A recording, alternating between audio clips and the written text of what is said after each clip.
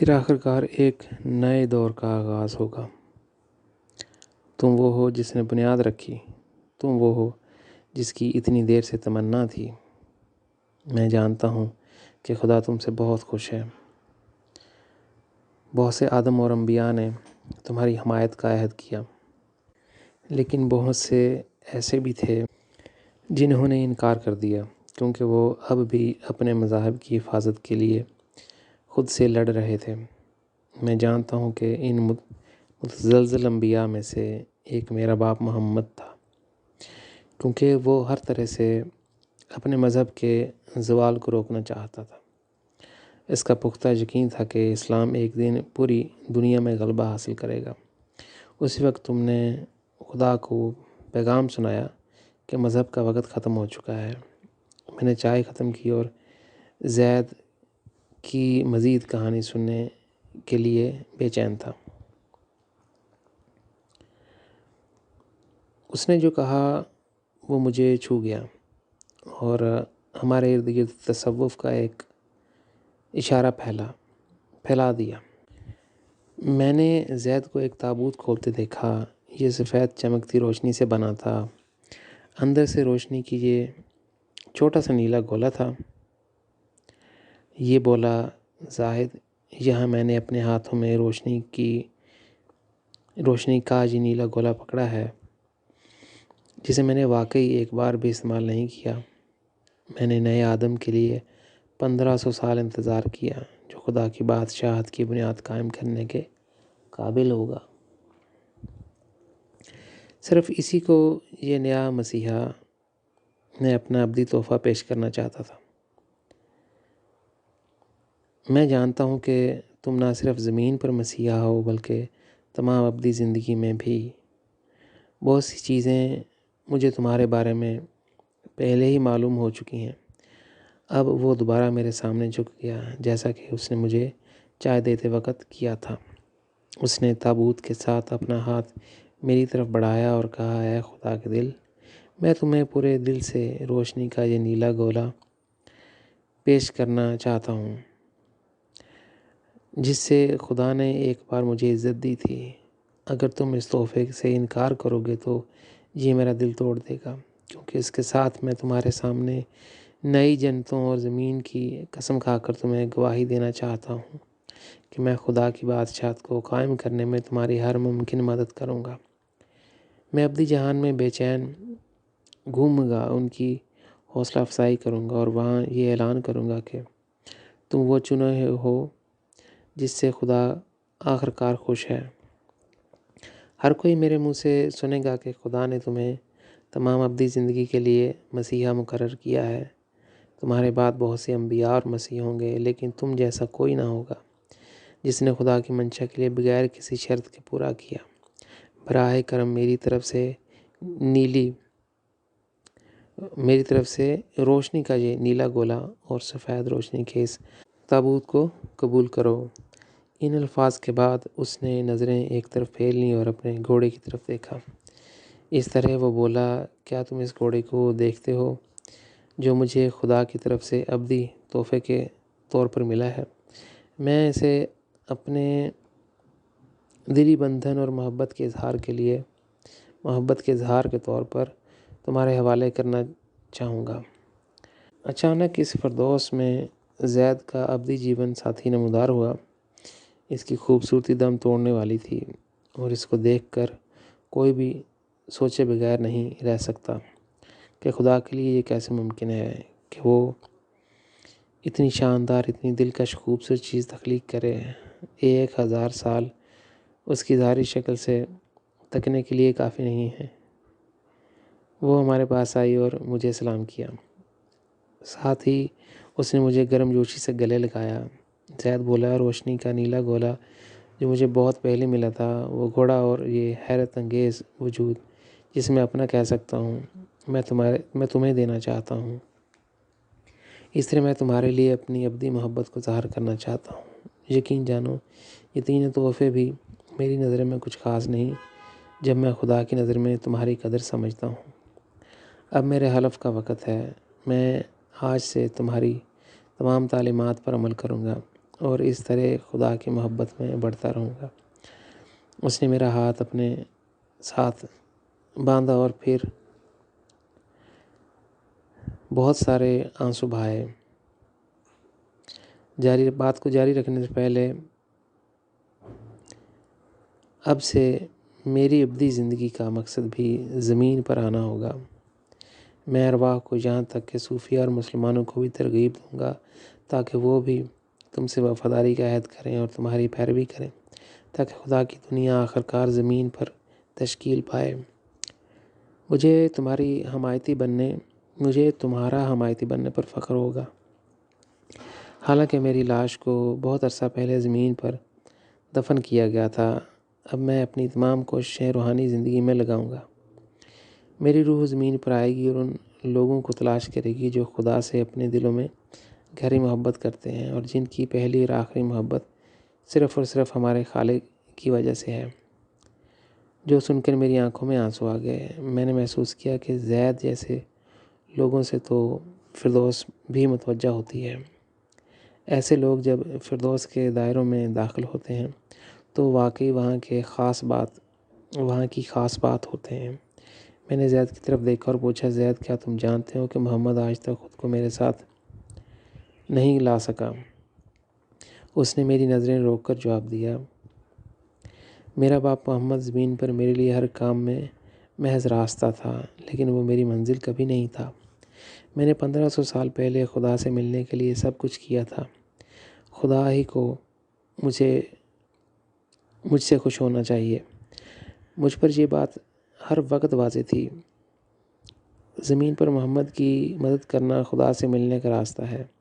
یہ کشف ناقابل تردید تھا۔ خدا ان لوگوں کے دلوں کو دیکھ سکتا ہے جو اس سے محبت کرتے ہیں، اور وہ جانتا ہے کہ وہ اس کے بارے میں کیا محسوس کرتے ہیں۔ اس کے لیے انہیں خدا نے اس سے ملنے کا موقع دیا تھا۔ ان کی محبت کے لیے انہیں ہمارے آسمانی والدین نے نوازا تھا۔ چونکہ وہ خلوص دل سے خدا سے پیار کرتے تھے، ہمارے خالق نے ان پر اپنی محبت عطا کی تھی۔ ان الفاظ کے ساتھ میری روحانی یاد مجھے تاریخ میں واپس لے گئی۔ ہزار سال کے بعد میں نے ماضی کو تلاش کیا۔ اس کے بعد سے کتنے لوگ واقعی اپنے مذہب کے وعدے کے دائرے میں داخل ہونے میں کامیاب ہوئے ہیں۔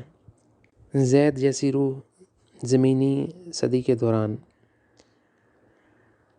صرف ایک بار فردوس میں داخل ہوئی تھی، لیکن ابدی زندگی میں یہ بہت زیادہ ناقابل فہم حد تک طویل ہے۔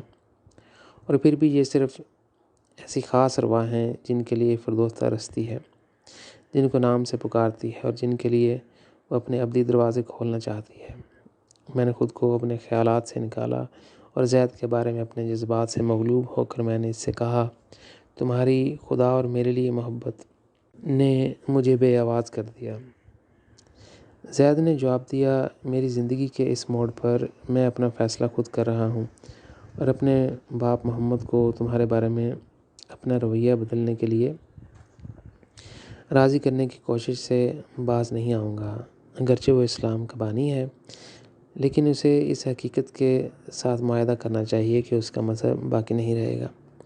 نئے آسمان اور زمین کے لیے وہ اپنے حلف کے ذریعے تمہارے ساتھ متحد ہو جائے گا تاکہ خدا کی بادشاہت قائم ہو سکے۔ تبھی ایک نئے دور کا آغاز ہوگا۔ عظیم ارواح ہیں، اس سے قطع نظر کہ وہ کہاں سے آتے ہیں اور جن سے وہ وابستہ محسوس کرتے ہیں۔ زید ان میں سے صرف ایک ہے، اور میری وفا اور محبت کی کہانی جس میں میں زید کے بارے میں بات کرتا ہوں، یہ ان سب کا صرف نمائندہ ہے۔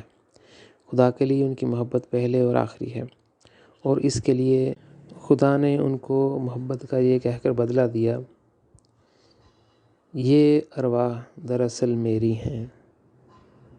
اور کون کس کا ہے جو میں اپنی اگلی کہانی میں خدا کی منشا کے لیے بتانا چاہتا ہوں۔ ابدی زندگی میں کون کس کا ہے؟ Who belongs to whom in eternal life؟ مجھے نہیں معلوم کہ میری زندگی میں کوئی ایسی رات بھی آئی ہو جب میں نے اپنے آسمانی والدین خدا سے دل کی گہرائیوں سے دعا نہ کی ہو، جو تمام مخلوقات کا واحد حقیقی والدین ہے۔ ان میں سے ہر ایک میں میں نے اپنی دعائیں خدا کے لیے اپنی محبت اور عقیدت کا ایک خاص اور منفرد اظہار کیا ہے، اور یہ ان راتوں میں سے ایک اور عمودی جنتوں میں میرے تجربات میں سے ہے کہ یہ محبت کی کہانی ہے۔ میں نے انسانوں کی تخلیق سے پہلے اور فرشتوں کی تخلیق سے بھی پہلے کے دور میں سفر کیا۔ اس وقت خدا نے ایسی مخلوقات کو تخلیق کیا جو لفظی طور پر خوبصورتی کا مجسمہ بن گیا۔ خدا نے کہا، بہت سے نبی اور اعلیٰ ہستیاں ہوں گے، اور ان مخلوقات کو مخاطب کرتے ہوئے فرمایا، تم میں سے میں نے بہت سے کلونز بنائے ہیں۔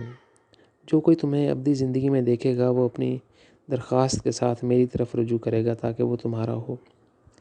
محبت کے ایسے لمحات آئیں گے جب میری محبت تمہاری طرف متوجہ ہو جائے گی۔ تمہیں دیکھ کر ہر دوسرا وجود تمہارا ہونا چاہے گا۔ لیکن میری کہانی رات کی گہری جگہ سے شروع ہوتی ہے، جہاں میں خدا کے لیے اپنی عقیدت میں رہتا تھا۔ اس کے وسط میں ایک عورت میرے سامنے انہی عمودی جنتوں سے نمودار ہوئی جس کے بارے میں میں بات کر رہا تھا۔ میں صوفیانہ ہو گیا کیونکہ اچانک یہ دلکش خوشبو جو زمین پر نامعلوم ہے نے مجھے گھیر لیا، جیسے میں تمام مخلوقات کے پھولوں کا لامتناہی سمندر میں ہوں۔ یہ فرش پر اس جگہ پر آباد ہے جہاں میں عام طور پر نماز میں اپنا سر جھکاتا ہوں۔ اس کے سامنے فرش پر گھٹنے ٹیک کر میں نے اس کی طرف دیکھا۔ میں نے ایک لمحے کے لیے سوچا کہ خدا ایسی پرفتن چیز کیسے بنا سکتا ہے۔ بس ایک چھوٹے سے لمحے کے لیے میں نے اس سوچ کا پیچھا کیا۔ اپنی دعا کو جاری رکھنے کی خواہش کرتے ہوئے میں نے اس سے مطالبہ کیا، میں اس وقت خدا کے لیے اپنی محبت میں جھکنا چاہتا ہوں، اس لیے میں تم سے کہتا ہوں کہ تم ایک طرف ہٹ جاؤ۔ میری خواہش پر عمل کرنے کی بجائے اس نے جواب دیا، کیا تم مجھے چند لمحات کے لیے وہ محبت دو گے جس کے ساتھ تم خدا کے سامنے جھکتے ہو؟ اگر تم مجھے ایک مختصر لمحے کے لیے یہ گہرا پیار عطا کرتے ہو تو میں وعدہ کرتی ہوں کہ ابدی زندگی میں تم سے تعلق رکھوں گی۔ وہاں میں تمہاری جیون ساتھی ہوں گی۔ میں تمہارے پیاروں کی فوج سے تعلق رکھوں گی اور ہمیشہ کی زندگی میں تمہاری شہزادیوں میں سے ایک ہوں گی جو تمہارے بلانے کے فوراً بعد وہاں موجود ہوگی۔ میں نے صرف اتنا جواب دیا، ہٹ جاؤ، کیونکہ میں دعا کرنا چاہتا ہوں۔ جو لمحات تم مجھ سے مانگتی ہو وہ صرف خدا کے لیے ہیں، میں انہیں تمہیں نہیں دے سکتا۔ ان الفاظ پر میری آنکھوں سے نیلے رنگ کی الہی روشنی چمک اٹھی۔ میرا لہجہ اس کے لیے اچھا نہیں تھا اور میرے ساتھ تصادم سے بچنے کے لیے بلکہ مجھ پر غصہ نہ کرنے کے لیے وہ غائب ہو گئی۔ اب میں نے اپنے پیارے آسمانی والدین کے سامنے اکیلے ہی دعا میں جھک گیا، اور واحد شخص جس کے لیے اس بار اور میری محبت کا یہ خاص اظہار واجب ہے۔ میری نماز کے بعد میں دیکھ سکتا تھا کہ وہ مجھ سے ملنے کے بعد کہاں غائب ہو گئی تھی۔ وہ سیدھی خدا کے پاس گئی تھی اور ہمارے خالق سے بات کر رہی تھی۔ خدایا، تو نے کہا کہ میں ایک ایسی ہستی ہوں جو خوبصورتی کے مظہر کو مجسم کرنے کی صلاحیت رکھتی ہے، اور ہر کوئی جو مجھے دیکھتا ہے وہ میرا ہونا چاہتا ہے۔ بعد میں تو نے فرشتوں اور انسانوں کو پیدا کیا اور تمہاری بات بار بار سچ ثابت ہوئی۔ جس نے مجھے دیکھا اس نے مجھ پر قبضہ کرنا چاہا، لیکن آج میری تمام توقعات کے برعکس کچھ اور ہوا۔ ایسا نہیں ہوا جس کا تو نے ایک بار اعلان کیا تھا مجھ جیسی مخلوقات کے لیے ان الفاظ کے ساتھ، جو کوئی تمہیں ابدی زندگی میں دیکھے گا وہ اپنی درخواست کے ساتھ میری طرف رجوع کرے گا تاکہ وہ تمہارا ہو جائے۔ ہمارے آسمانی والدین، ہمارے سب سے پیارے خدا نے اس سے پوچھا کہ بتاؤ تمہیں کیا ہوا ہے؟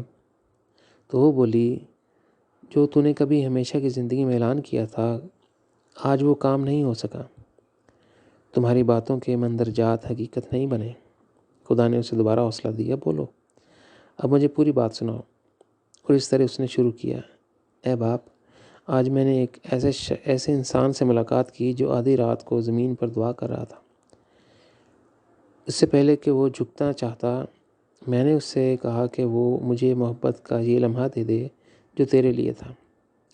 میں نے اس سے وعدہ کیا تھا کہ میں ابدی زندگی میں اس کے چاہنے والوں میں سے ہوں گی، اور جب بھی وہ مجھے پکارے گا، اگر وہ ایک لمحے کے لیے بھی، تو اسے اپنی محبت کے اظہار کو میری طرف موڑ دے۔ لیکن اس نے سادگی سے انکار کر دیا۔ اس کی تم سے جو محبت ہے وہ مجھ سے بانٹنا نہیں چاہتا تھا، اور یہی وجہ ہے کہ آج تمہارے الفاظ حقیقت میں ظاہر نہ ہو سکے۔ کچھ بالکل مختلف ہوا ہے۔ اچانک اس کی آنکھوں سے کرسٹل نیلی روشنی چمکی۔ مجھے ایسی کسی چیز کی توقع نہیں تھی۔ اس سے پہلے کہ وہ میرے خلاف کوئی کارروائی کرتا، میں نے بھاگنے کو ترجیح دی۔ خدا مسکرایا اور پھر بے تابانہ انداز میں کہا، مجھے اب کوئی پرواہ نہیں کہ اگر میری پرانی باتیں آج سچ نہیں ہوتی۔ ہو نہ ہو، یہ میرا دل ہی ہوگا، یہ میرا دل ہی ہوگا، یہ میرا دل ہی ہوگا۔ اس کی پہلی اور لازوال محبت صرف مجھ سے ہے، صرف مجھ سے ہے۔ یہ وہی آدم تھا جسے میں نے اپنی بادشاہت بنانے کے لیے چنا تھا۔ بعد میں ایک اور موقع پر میری ملاقات اس نسوانی ہستی سے ہوئی جو مجسم حسن تھی۔ اس نے یہ کہہ کر مجھ سے معافی مانگی، مجھے افسوس ہے کہ میں نے تم پر ایسی شرط عائد کی۔ مجھے تم سے نہیں مانگنا چاہیے تھا کہ مجھے محبت کے وہ لمحات دو جو صرف خدا کے لیے ہیں۔ مجھے پچھتاوا ہے جو میں نے کیا۔ اگر تم چاہو تو میں تمہاری ہو سکتی ہوں۔ میں نے خلوص سے جواب دیا، یہ میرے لیے ممکن نہیں ہے، کیونکہ جب تم نے مجھ سے خدا کے لیے میری محبت کا مطالبہ کیا تو تمہاری باتوں نے میرے دل میں گہرائی سے تکلیف دی۔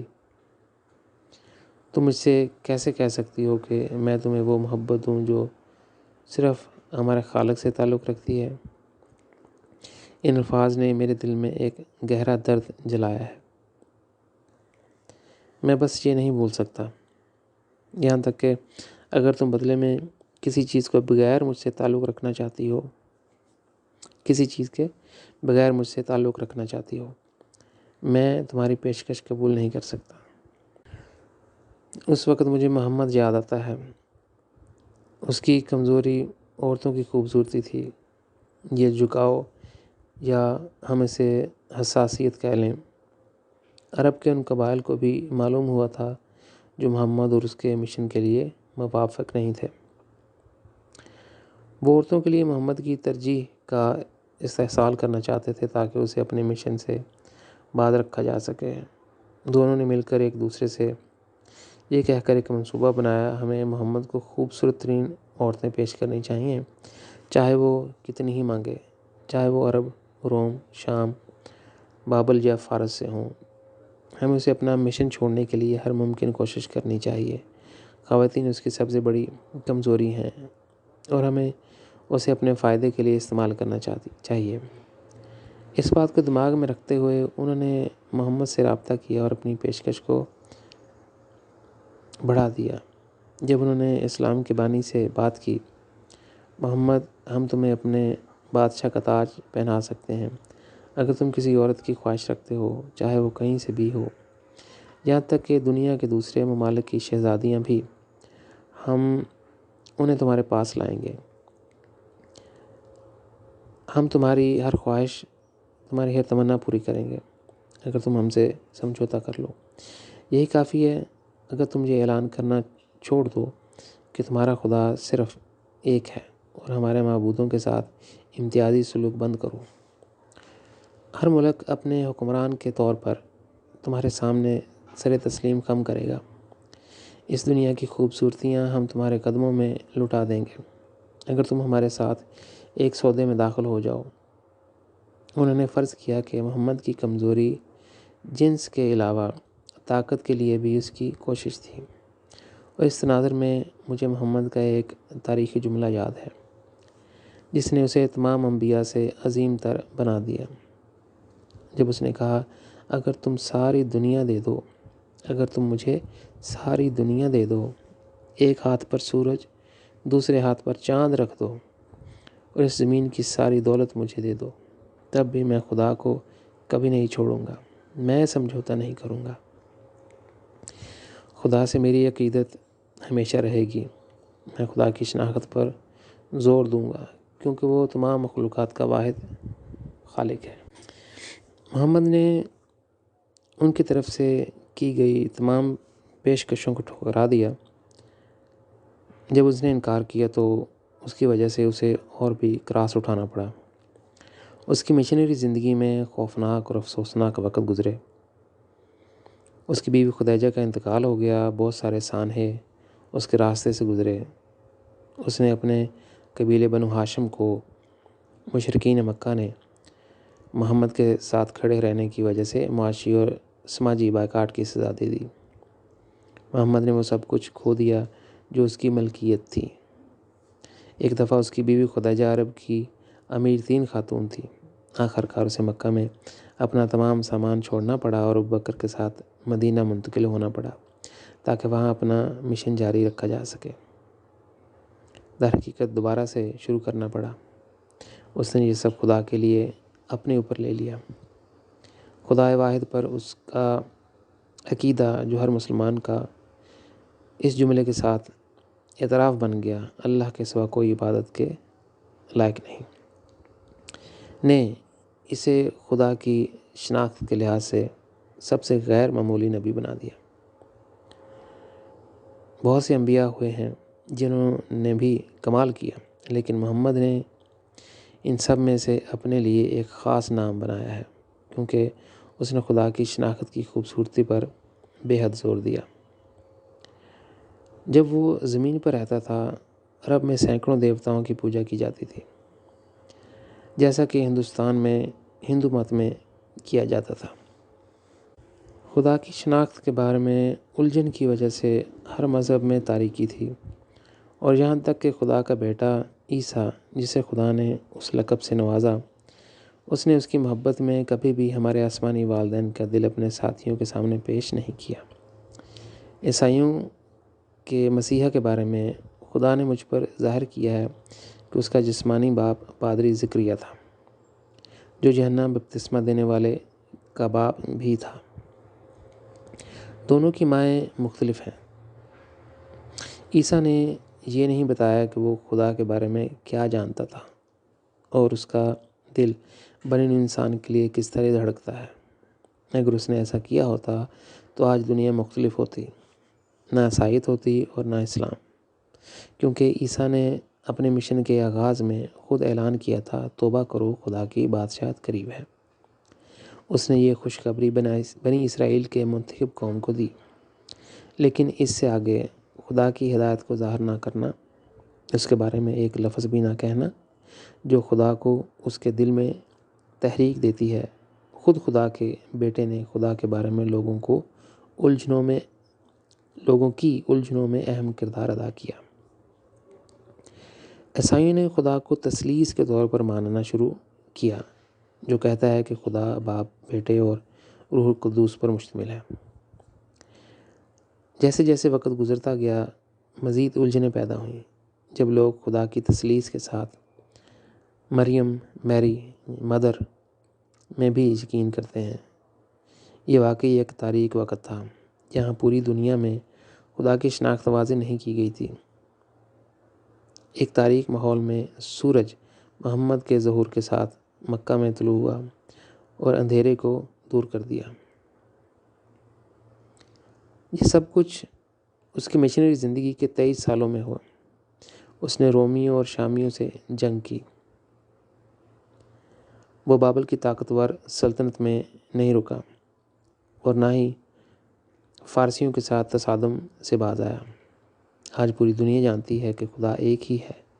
محمد نے اپنی زمینی زندگی میں اس کی بنیاد رکھی، ایسے وقت میں جب کوئی نہیں جانتا تھا کہ کون سا خدا ہے۔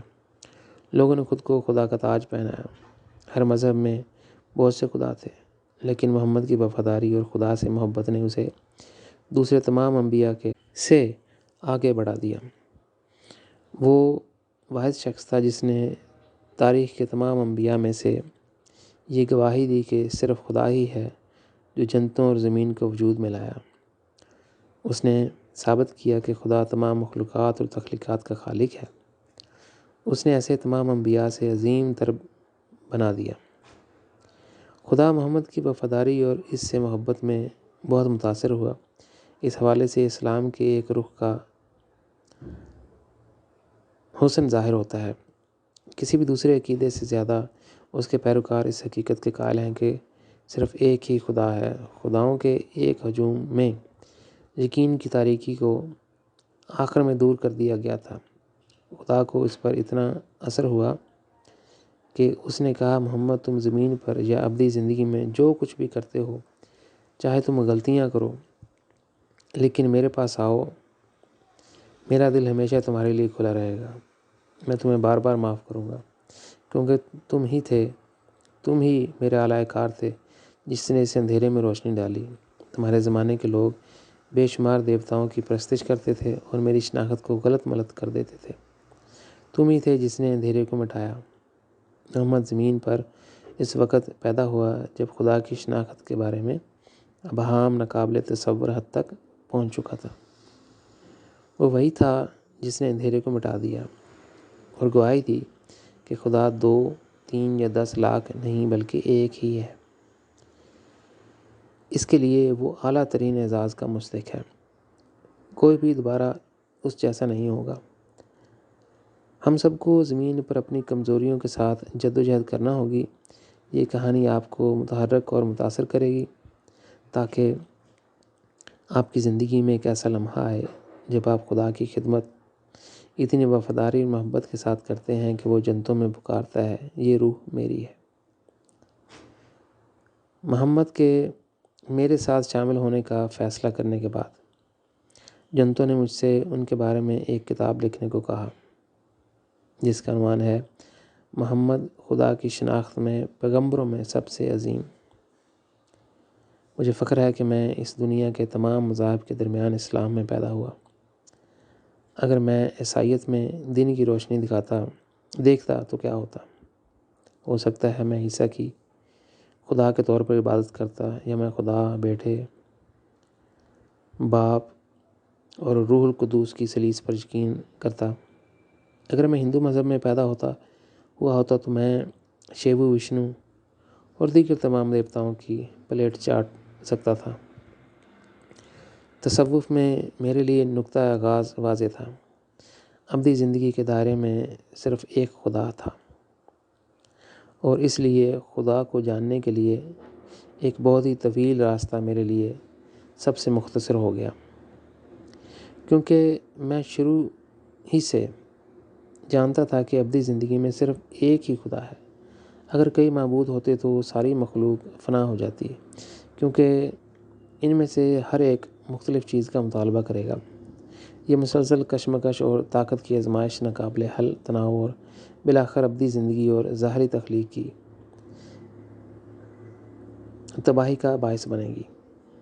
اگر میں محمد کے بارے میں ایک اور بات لکھ رہا ہوں، لیکن میں نے مناسب سمجھا کہ اس کہانی کے تناظر میں ان پر روشنی ڈالوں۔ تاریخ میں تمام انبیاء انسان تھے اور مجھ سمیت سب نے غلطیاں کیں، لیکن جب انتخاب کا وقت آیا تو گندم کو ان میں سے بھوسے سے الگ کر کے جنتوں میں زمین کی خوشیوں کو چن لیا گیا۔ اور میں نے اس وقت خدا کے دل کے طور پر کیا کیا؟ میں نے ساری زندگی خدا کی منشا کے لیے کوئی سمجھوتا نہیں کیا۔ میں ایک لمحے بھی پیچھے مڑ کر دیکھے بغیر تمام جنتوں کی خوشیاں بھی خطرے میں ڈالنے کے لیے تیار تھا، یہاں تک کہ اپنا سب کچھ کھو دینے کے علم میں بھی۔ خدا کے لیے میری محبت ہمیشہ کے لیے نہیں بدلے گی، چاہے آپ اسے پہلے، دوسرے یا تیسرے یا آخری درجہ دینے کی کوشش کریں۔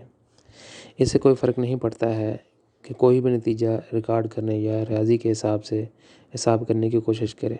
کوئی نتیجہ چاہے کتنا ہی بڑا کیوں نہ ہو، لاکھوں یا اربوں بھی خدا کے لیے میری محبت کو ایک ابتدائی قدر دینے کے لیے کافی نہیں ہے۔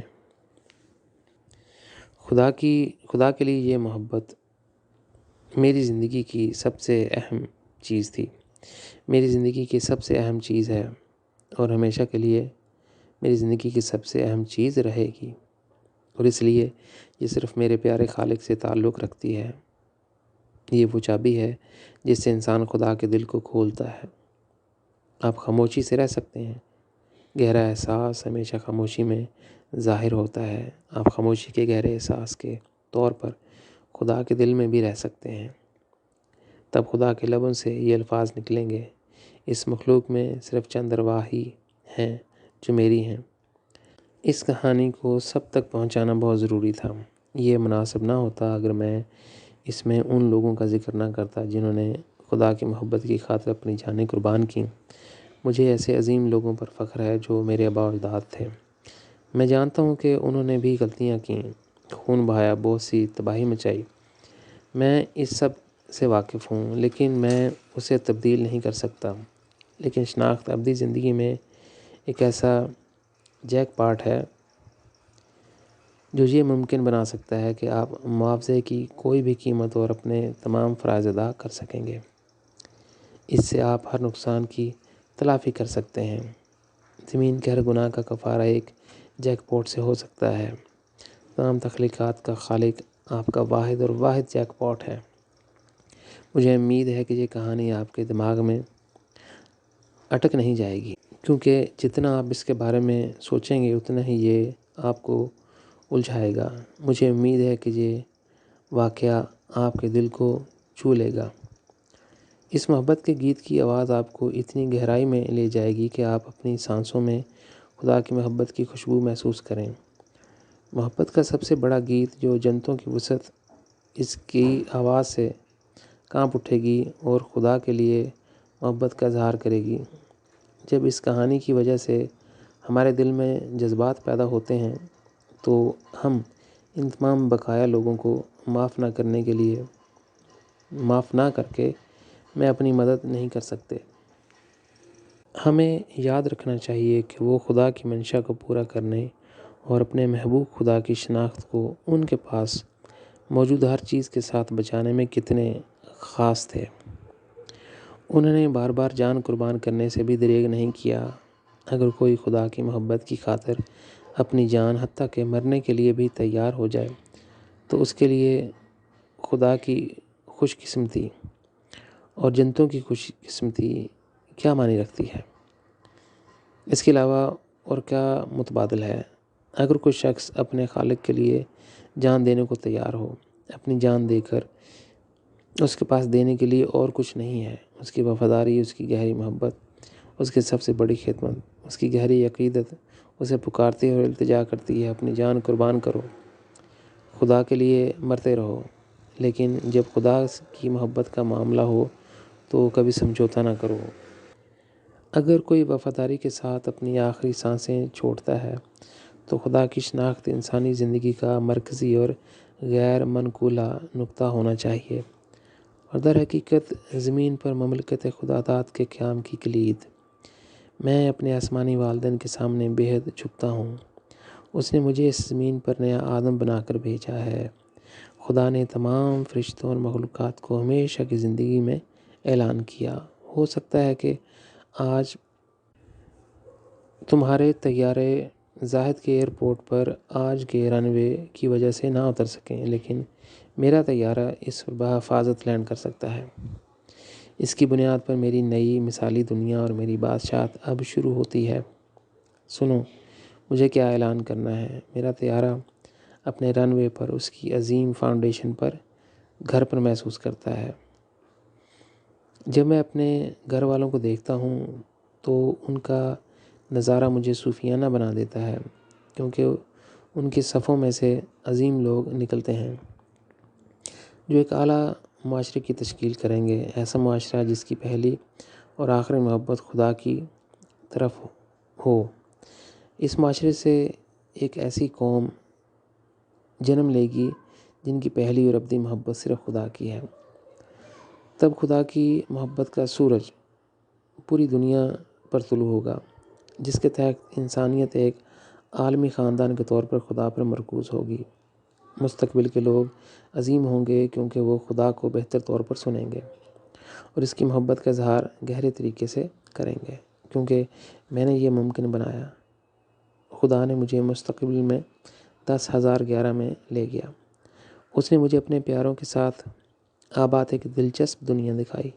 نئی انسانیت خدا کے بیٹے اور بیٹیاں تھیں جن کے دل خدا کی محبت سے لبریز تھے۔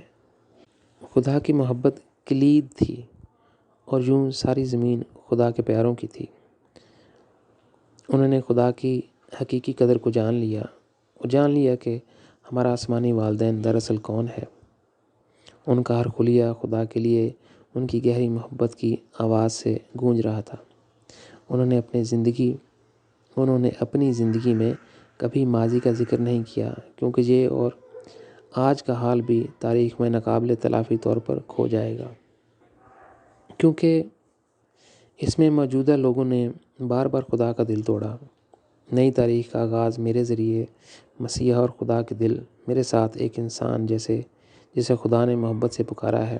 اس مقام سے نیا خاندان، معاشرہ، قوم اور دنیا اپنا آغاز کرے گی۔ اس میں خدا پھر کبھی غیر مرئی خدا نہیں ہوگا۔ بار بار وہ آواز ایک گیت کی طرح میرے دل کے اندر سے بے ساختہ پھوٹ پڑی، جیسا کہ خدا نے وعدہ کیا تھا۔ میں پھر کبھی نہیں چھپوں گا۔ میں اپنے بیٹوں اور بیٹیوں کے درمیان بسوں گا۔ تمام نحوست، تمام حادثات اور بیماریاں ختم ہو جائیں گی، کیونکہ وہ ماضی کی بات ہو جائے گی۔ یہ سب کبھی واپس نہ آنے والی تاریخ کا حصہ ہے، جیسا کہ وہ لوگ ہیں جنہوں نے اپنی لاعلمی میں مجھے اپنے خالق سے انکار کیا اور میرے وجود کی ضرورت کو ختم کرنا چاہتے تھے۔ انبیاء نے بھی ایک بڑی غلطی کی جب انہوں نے خود کو مرکز میں لایا۔ ایسا کر کے انہوں نے انسانیت کو اپنے خدا سے ملنے سے روک دیا۔ یہ نغمہ بار بار گایا جاتا رہے گا جب تک کہ زمین سے اندھیرا ختم نہ ہو جائے۔ میں اتنا حیرت زدہ اور حیران ہوا کہ خدا کی دنیا میں لوگوں نے ماضی کی تاریخ کے بارے میں کبھی بات نہیں کی۔ جب میں اپنی روح کے ساتھ اس نئی دنیا میں اترا تو میں نے لوگوں سے پوچھا کہ وہ ماضی کی بات کیوں نہیں کرتے۔ انہوں نے جواب دیا، ماضی کی تاریخ کے بارے میں ایک لفظ بھی ہمارے لبوں سے نہیں گزرے گا، کیونکہ اس کے ظالم لوگوں نے اپنی نادانی میں بار بار خدا کے دل کو توڑا ہے۔ وہ پہلے ہی قبرستان میں دفن ہیں۔ ہم خدا کے بیٹے اور بیٹیاں ہیں جو اپنے آسمانی والدین کی موجودگی میں رہتے ہیں۔ میں نے اس نئی زمین پر جہاں بھی دیکھا، کسی نے ان نسلوں کے بارے میں بات نہیں کی جنہوں نے خدا کی طرف سے منہ موڑ لیا تھا۔ اس کہانی کے ساتھ میری خواہش ہے کہ یہ آپ کو چھو لے۔ اگر یہ آپ کے دماغ کی حدود پر قابو پانے اور آپ کے دل میں گھسنے کا انتظام نہیں کرتا ہے تو آپ اس محبت کی کہانی کے منفرد ذائقے کو کبھی نہیں جان پائیں گے۔ دل کے سوا اور کہاں محبت کا نغمہ گھر میں محسوس ہو سکتا ہے، اور یہی وجہ ہے کہ یہ ہمیشہ سیدھا دل کا راستہ منتخب کرے گا۔ دنیا دار جو لوگ بولتے ہیں وہ سب ان کے دماغ میں رہتا ہے، ساحل تک ان کے دل تک نہیں پہنچ پاتا۔ دل صرف خدا کا ہے اور عدن کا حقیقی باغ ہے۔ آپ کا دل ایک بار خدا کی محبت میں بھڑک اٹھے گا، ہمیشہ کی زندگی میں ہر جگہ گواہی دے گا کہ آپ خدا کے ہیں۔ آپ کی شناخت خدا کی ہے، آپ کی آزادی خدا کی ہے، آپ کی منفرد قدر خدا کی ہے، اور اس لیے ایک دن آپ خدا کا حصہ بنیں گے، کیونکہ آپ خدا کے خاندان سے تعلق رکھتے ہیں۔ آپ کی طرف سے 2 آنسو خدا کی محبت میں بہائے گئے، اس بات کو یقینی بنائیں گے کہ یہ پرانی دنیا آپ کے لیے گزر جائے۔ یہ 2 آنسو ایک پرندے کے چھوٹے پروں کی طرح آپ کو اپنی زندگی میں محبت کی ہوا کے ذریعے لے جانے میں مدد کریں گے۔ اس دن سے آپ اس پرانی دنیا کے نہیں رہیں گے، ان پلوں کو چھوڑ کر جو آپ کو کبھی اس سے جوڑتے تھے۔ آپ خود کو ایک ایسی دنیا سے آزاد کریں گے جہاں لوگ بنیادی ناپائیداری کی مراٹھن میں کاکروچ بن جاتے ہیں۔ خدا کے وجود کی ضرورت کو ختم کرنا چاہتے ہیں اور ان کی روح کو سیاہ اندھیرے کے سوا کچھ نہیں بھرنا چاہتے ہیں۔ یہ دو آنسو آپ کو مسلسل یاد دلاتے رہیں گے کہ آپ کے اپنے دل کے اندر ایک سوراخ مل گیا ہے جس کے ذریعے خدا کی روشنی اور محبت آپ کی روح میں داخل ہو سکتی ہے۔ ہمیشہ یاد رکھیں کہ خدا کے لیے دو چھوٹے سے آنسو آپ کی روحانی زندگی میں تقدیر بدل سکتے ہیں۔ میں اس کہانی کو بار بار سن سکتا ہوں اور ہر بار میرا دل خدا کی طرف بڑھتا چلا جاتا ہے اور اسے گلے لگا لیتا ہے۔ اب ہم ایک نئے باب میں آ گئے ہیں۔ روحانی خوشی یا دکھ اور درد زمین پر شروع ہوتا ہے۔ Spiritual happiness or suffering and pains begin on earth۔ مجھے نہیں معلوم کہ میں نے کتنی بار زمین پر لوگوں پر واضح کیا ہے کہ وہ اپنا حقیقی گھر کھو چکے ہیں، لیکن کیا وہ سمجھ گئے؟ کیا تمام الفاظ کا کوئی اثر ہوا؟ یہ بہتری کے لیے کچھ بھی بدلا؟ ظاہر ہے نہیں۔ اور اس طرح میں اس افسوسناک حقیقت کو بار بار دہراتا ہوں۔ خدا نے ہمیں ایک سے زیادہ مرتبہ موقع دیا کہ ہم ہمیشہ کے لیے اپنی روحانی خوشی حاصل کر سکیں جہاں ہم خدا کے ساتھ آباد ہوتے ہیں۔ بدقسمتی سے ہم نے اپنے پیش کردہ ہر موقع کو سختی سے مسترد کر دیا۔ لوگ صرف خدا کے ساتھ رہنا نہیں چاہتے تھے اور اس کی کوئی ضرورت نہیں دیکھتے تھے، کیونکہ خدا کے وجود کی ضرورت آج تک ان کی نظر میں موجود نہیں ہے۔ وہ یہ تسلیم نہیں کرنا چاہتے کہ وہ ابدی خوشی اور اطمینان کی واحد کنجی ہے۔ خدا بھی ان سے کچھ نہیں مانگتا۔ اس کے برعکس خدا نے انہیں اپنے جذبات، اپنی محبت عطا کہ ان کی جانیں بھی دیں تاکہ ان میں اپنے شریک محبت دیکھ سکیں۔ وہ اس تخلیق میں خوشی کے سوا کچھ نہیں پھیلانا چاہتا تھا۔ اس سے پہلے کہ میں اپنا مشاہدہ شروع کروں، میں بنیادی روحانی چیزوں سے پہلے پردہ اٹھانے سے گریز نہیں کر سکتا۔ روحانی دنیا میں ہماری زندگی ایک طویل عرصہ پہلے شروع ہوئی تھی۔ اگر آپ اسے قریب سے دیکھیں تو وقت وہاں واپسی کا راستہ بھی نہیں پاتا، کیونکہ جب ہم پیدا ہوئے تو نہ اس کا کوئی خیال تھا، نہ ہی اس کا کوئی تصور تھا۔ ہر ایک روحانی تخلیق کے لیے ابدی زندگی میں روحانی ترقی ہمارے زمینی حالات کے مقابلے میں انتہائی سست ہے۔ اگر ہم انسانی تخلیق کو دیکھیں تو ہم دیکھتے ہیں کہ بہت سی دوسری تخلیقات نے روحانی دنیا میں ان کی نشو و نما میں خلوص کے ساتھ مدد کی، لیکن اس مدد اور رہنمائی کو شکر گزاری کے ساتھ قبول کرنے کی بجائے انسان نے بہت ہی پیچیدگیوں کو جنم دیا اور بہت سے محدود جہان پیدا کیے جن میں ہر چیز ان کے خود غرض انسانی وجود کے گرد گھومتی ہے۔ اس کے باوجود ان کی سینئر تخلیقی مدد جو فرشتوں کی فوج اور ابلیس جیسے سردار فرشتوں پر مشتمل تھی، ختم نہیں ہوئی، حتیٰ کہ جنوں کی تخلیق اور بہت سی دوسری تخلیقات نے انسانوں کو ان کے مہلک راستے سے باز رکھنے کی کوشش کی۔ ان کی جو بھی حمایت کی گئی اس کا مطلوبہ نتیجہ نہیں نکلا۔ تقریباً لامتناہی عرصے تک ان کا مسلسل انکار ان لوگوں میں جھنجھلاہٹ اور مایوسی کا باعث بنا جو ایک بار پھر ان کے لیے عذاب کا رخ موڑنے کے لیے آئے تھے۔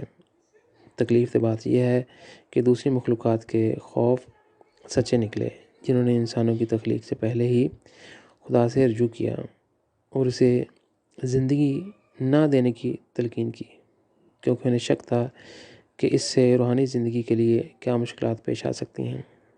بعد میں یہاں تک کہ خدا نے توبہ کی کہ وہ انسان کو وجود میں لایا، تاہم ان تخلیقات کی اس کی اپنی وجوہات تھیں جو بعد میں درست ثابت ہوئیں۔ انہوں نے اربوں اور کھربوں سالوں تک انسانی روحانی مخلوق کا مشاہدہ کیا انہوں نے جو تجربہ کیا اور جو کچھ پایا، اس نے انہیں یہ احساس دلایا کہ انسان ایک انتہائی نافرمان مخلوق ہے۔ ہر روز اپنی روحانی زندگی میں وہ ہر چیز اور ہر ایک کے خلاف بغاوت کرتے تھے اور اپنی ناشکری اور نافرمانی کا مظاہرہ کرتے تھے۔ وہ خدا اور اس کی مخلوق سے محبت کرنے سے بہت دور تھے، حالانکہ وہ ایک جذباتی مخلوق کے طور پر تخلیق کیے گئے تھے۔ خدا نے دوسری مخلوقات کو سمجھایا کہ انسانی مخلوق کیا بھلائی کر سکتی ہے، اور یہ بھی کہ اگر وہ ہدایت پر عمل نہ کرے تو کیا برا کرے گا۔ اس نے اس حقیقت کو چھپایا نہیں کہ انسانی تخلیق اپنے آپ کو مرکز میں رکھ کر اپنا نادان فیصلہ کرتی ہے، کیونکہ انسان کو دوسری تمام تخلیقات کی طرح دماغ کی عالمی آزادی، شعور اور ضمیر کی آزادی، آفاقی جذبات اور ان کی اپنی روح کی آزادی تھی۔ اس کے مطابق یہ مکمل طور پر ان کے ہاتھ میں ہوگا کہ وہ کس انتخاب کے ذریعے کون سا رخ اختیار کریں۔ بدقسمتی سے انسانی تخلیق نے خود غرضی کے راستے کو ترجیح دی، اس طرح خدا سے منہ موڑ لیا۔ انسانی تخلیق کا مہلک عروج یہ غلط تصور تھا کہ خدا کے وجود کی ضرورت ان کی طرف سے ختم ہو سکتی ہے۔ انہوں نے خود شناسی اور خود ساختہ روشن خیالی کے لیے جدوجہد کی۔ انہیں یقین تھا کہ وہ خود عالم وجود میں آ سکتے ہیں۔ خدا اصل ہے اور انسان اس کی تخلیق کا نتیجہ ہے۔ یہ مضحکہ خیز لگتا ہے جب کوئی مخلوق اپنا مقصد خود طے کرتی ہے، جب ہر کوئی جانتا ہے کہ تخلیق کار، یا ہم اسے موجد کہتے ہیں، اس کی مصنوعات کے مقصد کا تعین کرتا ہے، اور دوسری تخلیقات نے بنی ہوئی انسان کے اس غلط فیصلے کا پہلی صف سے تجربہ کیا ہے۔ تو کہا جائے تو اور المناک طور پر اس کا تجربہ پہلے ہاتھ سے کرنے میں کامیاب رہی ہیں۔ اور خدا نے کیا کیا؟ اس نے انسانوں کو دوبارہ آغاز کرنے کا موقع دیا۔ اس نے ایک ظاہری تخلیق کی، انسانی جسم کو تخلیق کیا، جس میں روح کو روحانی دنیا میں اپنی زندگی کی یادوں سے الگ کر دیا گیا۔ اپنی روحانی نشوونما کو صفر سے شروع کرنے کا ایک اور موقع دیا، تاکہ خدا نے اس کے لیے جس مقصد کا ارادہ کیا ہے اسے پورا کیا جا سکے۔ اب انسان اس زمینی سیارے پر گھوم رہے ہیں اور وہ اپنے اندر ایک ابدی روح کو پناہ دیتے ہیں جو پہلے ہی پوری ظاہری تخلیق سے پرانی ہے۔ اب ہم یہاں ہیں اور روحانی زندگی کے کشف سے بہت دور ہیں۔ لاکھوں سال گزر چکے ہیں اور زمین پر لوگ آخرت کی زندگی پر بہترین یقین رکھتے ہیں، لیکن اگر ہم اسے مزید قریب سے دیکھیں تو یہ بہت کم ہے۔ روحانیت کا زمانہ انسانی زندگی میں کبھی نہیں آیا، آج تک اس کا لازم و ملزوم حصہ نہیں بن سکا۔ پورے معاشرے میں روحانی ترقی کا آغاز ہمیشہ کسی نہ کسی طرح مسیح سے ہوا ہے۔ جب وہ وہاں آیا تب ہی اس بات کا امکان تھا کہ ایک اجتماعی نظر ثانی روحانیت کے معاملات میں لوگوں کی اثر و تشکیل ہو سکتی ہے، اور اس علم سے یہ واضح ہو جاتا ہے کہ انبیاء کے ظہور نے مسیح کے لیے ماحول تیار کرنے کا کام کیا۔ ان کی بنیاد پر مسیح پھر نئی دنیا خدا کی بادشاہت لوگوں کے دلوں میں تعمیر کر سکتا ہے۔ اس مقصد کے لیے وہ ہمارے خالق کی فطرت کو ظاہر کرتا ہے، اپنے دل کو اپنے تمام جذبات کے ساتھ ان کے سامنے پھیلاتا ہے، تاکہ اس کے اندر چھپی ان گنت محبت کی کہانیوں کے ہیروں کو روشن کر سکے، کیونکہ صرف اسی طریقے سے خدا کی مثالی دنیا بالآخر زمین پر قائم ہو سکتی ہے۔ لیکن اس میں سے کچھ بھی کبھی پورا نہیں ہوا۔ ہر 6000 سال بعد ایک مسیح آتا ہے، اور اگر ہم خوش قسمت ہیں تو شاید 2 یا 3 مرتبہ۔ اگر وہ ناکام ہو جاتا ہے تو 6000 سال کا ایک نیا دور اس کے بعد آتا ہے۔ ہمارا آخری مسیحا ایسا تھا۔ اس کے لیے تمام لیور حرکت میں آ گئے۔ ایک ایسی بنیاد رکھی گئی جس کی تاریخ میں مثال نہیں ملتی۔ لیکن اس نے اپنی ذمہ داری پوری نہیں کی۔ خدا اور جنتوں نے اپنی ذمہ داریاں پوری کیں۔ انہوں نے اسے روحانی مشاہدات اور تجربات پیش کیے، اور عیسیٰ نے کیا کیا؟ اس نے انہیں باہر نکالا اور اپنے لیے فیصلہ کیا کہ وہ خدا کے آسمانی انکشافات اور اس کے سفر میں سے کون سا انکشاف کرے گا اور کس کو اپنے لیے رکھے گا۔ نتیجہ انسانی زندگی میں ایک مستقبل عنصر ہے، کیونکہ بنی نوع انسان ابھی تک روحانی طور پر اندھا ہے۔ اگر عیسیٰ زمین پر خدا کی دنیا قائم کرنے میں کامیاب ہو جاتا تو اس چھوٹے سے کرۂ ارض پر کسی مذہب کی گنجائش باقی نہ رہتی۔ ہم بہترین طور پر یہ کہہ سکتے ہیں کہ عیسیٰ خدا کی کارسازی میں ناکام رہا۔ اس کی وجہ سادہ ہے، کیونکہ اس نے زمین پر خدا کی بادشاہت کے تعمیراتی منصوبے کو انسانیت کے لیے باقی چھوڑنا ضروری نہیں سمجھا، کیونکہ اس کے لیے مواد اس کے مشاہدات، اس کے روحانی سفر اور خدا کے ساتھ اور اس کے بارے میں اس کے تجربات مستقبل کی نسلوں کے لیے ہوتے۔ اس کی بجائے انسانیت ایک طویل عرصے سے روحانی اندھے پن کا شکار ہے۔ اگر عیسیٰ مثالی دنیا کام کرنے میں کامیاب ہو جاتا تو فرشتہ دنیا مزید مداخلت نہیں کر پاتی۔ بنی نوع انسان اس وقت سے خدا کے براہ راست تسلط کے تحت ہوتا۔ اگر اس نے اپنے آسمانی والدین کے ساتھ اپنے دل اور محبت کو جوڑ دیا ہوتا، عیسیٰ نے ایسا نہیں کیا، اور جو انسانیت فرشتوں کے تسلط میں آ گئی۔ فرشتوں کے پاس سفید روشنی ہے جو سچائی کے راستے کے لیے کھڑی ہے۔ وہ سول کے ذریعے ایک نیا مذہب لائے جو پولس بن گیا۔ ایک بار پھر مملکت خدا داد کی ناکامی ایک نئے مذہب کی پیدائش کا باعث بنی۔ سول کا رول ماڈل موسیٰ تھا۔ وہ چاہتا تھا کہ اس کے باپ کے 10 احکام ایمان کے ساتھ دنیا میں ہر جگہ مضبوطی سے قائم ہوں۔ اس کے بارے میں تفصیلات میری کتاب، جس کا نام ہے خدا ایک دکھائی دینے والا خدا ہے جو انسانیت پہ ایک مرئی خدا کے طور پہ ظاہر ہوتا ہے، میں پایا جا سکتا ہے۔ سول نے ابتدائی عیسائیوں کو، جو عیسیٰ کے پہلے پیروکار تھے، بے دردی اور بغیر کسی رحم کے ایذا دی۔ ہزاروں اپنی جان سے ہاتھوں بیٹھے، دوسرے جیل کی سلاخوں کے پیچھے زندگی گزار رہے تھے۔ اس نے اسٹیفن کو مار ڈالا اور اسی جان لیوا ارادے سے دمشق کا سفر کیا۔ وہاں راستے میں جبرائیل فرشتہ عیسیٰ کی شکل میں ظاہر ہوا۔ 575 سال بعد اسلام وجود میں آیا اور قابیل اور حابیل کے درمیان دوبارہ قومی سطح پر جنگ چھڑ گئی۔ آج اگر ہم اپنے ارد گرد نظر دوڑائیں تو اس نے پوری دنیا میں اپنا میدان پھیلا رکھا ہے۔ اسلام اور عیسائیت اب کرۂ ارض کے کونے کونے میں ایک دوسرے کے آمنے سامنے ہیں۔ آئیے نقطۂ آغاز پر واپس چلتے ہیں۔ جنتوں کے لیے اور جہنم کے تاریک جہانوں دونوں کے لیے بیج زمین پر ان کی زندگی کے دوران لوگوں میں اگتا ہے۔